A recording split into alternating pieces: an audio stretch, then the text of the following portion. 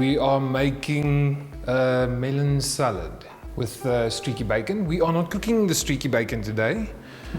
We are going to cure it. Water and some vinegar over here. We're just going to pour this, just plain normal vinegar, the one that goes over your chaps. Salt over here. And then we just leave this, put it aside while we're busy with the rest of the salad. There we go. I can hear it starting to make a noise in the pan. So to the chickpea we add lemon zest.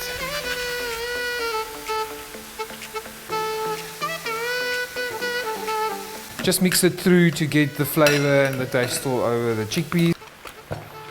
Put some rocket in there. There you go. Let's do our melon. Some chickpeas with the dressing.